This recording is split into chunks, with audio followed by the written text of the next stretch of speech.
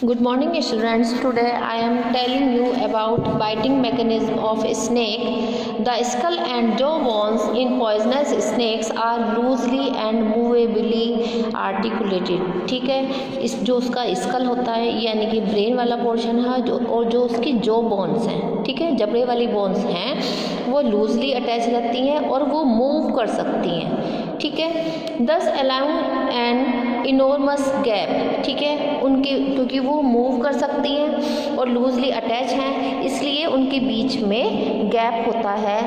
And swallowing whole of the large prey, ठीक है, उसी की वजह से वो बड़े से बड़ा प्रे जो होता है, जो उनका फूड होता है, उसको एनगल्फ कर सकती है, उसको मुंह के अंदर ले सकती हैं।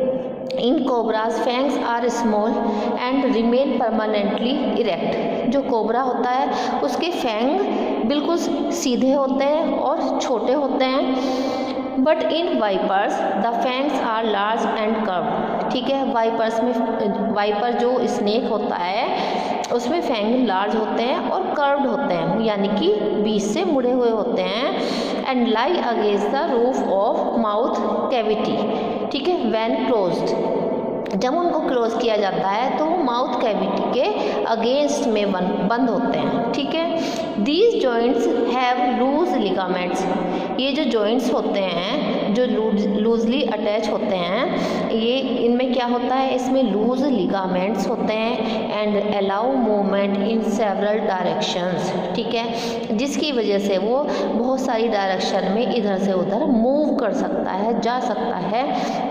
And so permit a huge gap, इसी वजह से उसमें गैप बन जाता है। The two halves of the lower jaw are connected together by elastic ligamentous tissue, ठीक है, जो लोअर हाफ होता है, लोअर जॉ का जो हाफ होते हैं, जो लोअर जॉ के जो पोर्शन होते हैं उसमें इलास्टिक लिगामेंटस टिश्यू होते हैं। इलास्टिक में जो इलास्टिक की तरह स्ट्रक्चर होती है, यदि आपको खींचोगे तो वो खिंच जाएगी, जब आप उसे छोड़ोगे तो अपनी पोजीशन पर वो आ जाएगी।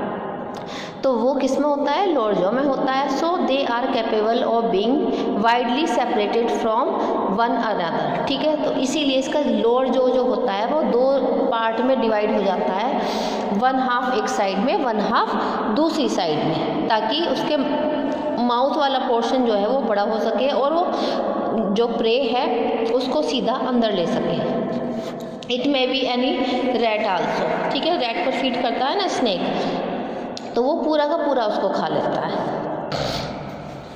अब है the mechanism of biting is a complicated process, ये थोड़ा सा कॉम्प्लिकेटेड प्रोसेस है and it can be described in the following steps, ठीक है। सबसे पहला स्टेप क्या होता है, सबसे पहले स्नेक क्या करता है, माउथ को ओपन करता है। Bye the contraction of डाइगेस्टिक muscles the mouth is open, ठीक है, माउथ किसकी वजह से खुलता है, जो डाइगेस्टिक मसल्स हैं, कल मैंने आपको फिगर दिखाई थी, डाइगेस्टिक मसल्स की वजह से जब उसमें कॉन्ट्रैक्शन होता है तब माउथ ओपन होता है। सेकंड पॉइंट आता है रोटेशन ऑफ मैक्सिला, मींस जो उसका अपर जो है उसमें मूवमेंट होता है, रोटेशन होता है। As a mouth open the lower jaw move down, जैसे ही माउथ खुलता है लोअर जॉ जो होता है वो नीचे की तरफ मूव कर जाता है and the lower end of quadrate moves upward, ठीक है, जो क्वाड्रेट बोन थी उसका जो नीचे वाला पार्ट था वो ऊपर की तरफ मूव कर जाता है। Quadrate and squamosal are very movable, ये दोनों बोन बहुत ज़्यादा मूवेबल होती हैं, कौन सी, quadrate and squamosal. The pterygoid is movably attach to the palatine, pterygoid जो है ये भी मूव करके पैलेटाइन से अटैच हो जाती है। पैलेट मैंने बताया था जो तालू होता है। Quadrate pushes the pterygoid forward, quadrate push करती है, उसको धक्का देती है टेरिगोइड को आगे की तरफ। And the pterygo palatine joint bend, जिससे टेरिगो पैलेटाइन यानी कि जहाँ पर ये दोनों मिल रही है वो जो जॉइंट है वो मुड़ जाता है, बेंट हो जाता है। This forward movement of the pterygoid is conveyed by the transpalatine bone, ये जो मूवमेंट होता है ये किससे कन्वे होता है, किसकी वजह से होता है, ट्रांसपैलेटाइन बोन की वजह से होता है to the maxilla, upper jaw में, maxilla means upper jaw, and causes it to rotate through about 90 degree upon its pre frontal articulation. ठीक है, प्री फ्रंटल बोन जहाँ पर लगी हुई है वहाँ पर 90 डिग्री का एंगल बन जाता है, यानी कि बिल्कुल सीधा खुल जाता है वो। That the surface of to which the fang is attached is carried forward and ventralward। ठीक है, जिसकी वजह से जो फैंग है वो आगे की तरफ जाता है और वेंट्रल साइड में मूव करता है। And the fang is erected, और फैंग बिल्कुल सीधा हो जाता है। That is it is made to project downward at the front end of the mouth का जो फ्रंट एंड होता है वहाँ पर बिल्कुल सीधा हो जाता है fang. The contraction of sphenopterygoid muscle also helps in the movement of pterygoid forward. ठीक है, स्फीनोटेरिगोइड मसल जो हैं वो भी टेरिगोइड के आगे की तरफ मूव करने में हेल्प करती है। अब नेक्स्ट पॉइंट है क्लोजिंग ऑफ माउथ, यानी कि जब क्लोज होता है माउथ तब क्या होता है। The closing of mouth is brought about by the contraction of temporalis and sphenopterygoid muscle. ठीक है, माउथ की क्लोजिंग कौन सी मसल से होती है, एक तो टेम्पोरेलिस और दूसरा स्फीनोटेरिगोइड मसल्स। ठीक है, माउथ की ओपनिंग किसकी वजह से हो रही थी, डाइगेस्ट्रिक मसल्स की वजह से, और क्लोजिंग कौन सी मसल्स की वजह से हो रही है, टेम्पोरेलिस एंड स्फीनोटेरिगोइड मसल्स। ये ध्यान रखना है। The point of fang is directed backward. ठीक है, जब उस माउथ क्लोज होगा तो फैंग कैसा हो जाएगा, पीछे की तरफ मुड़ जाएगा।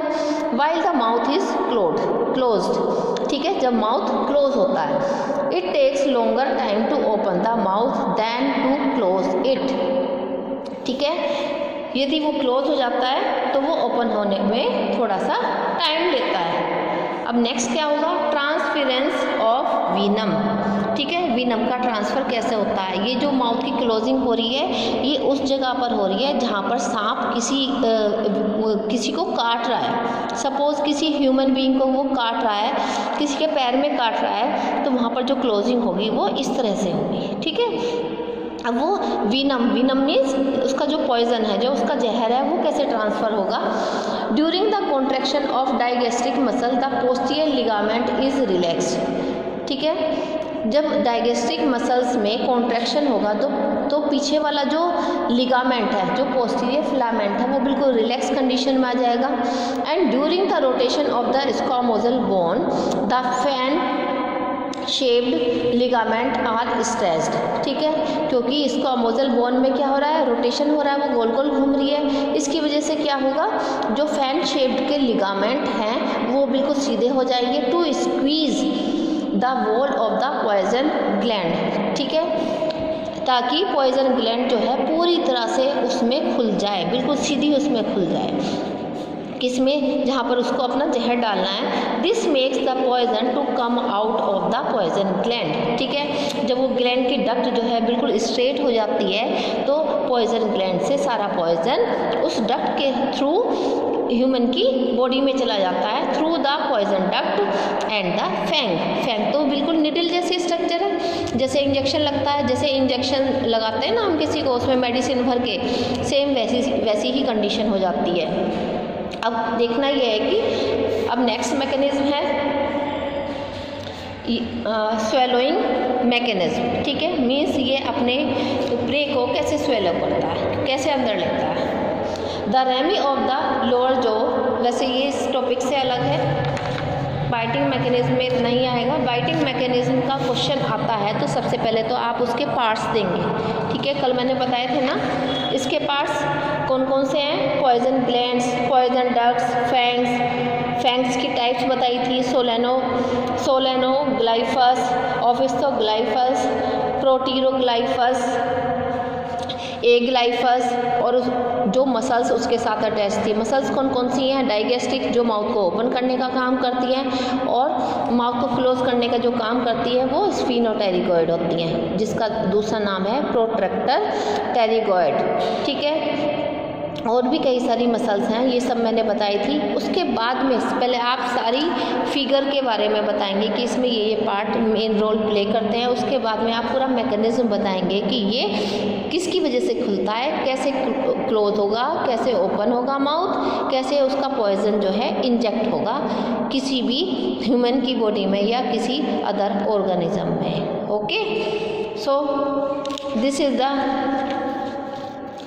this is completed today snake and biting mechanism. Thank you.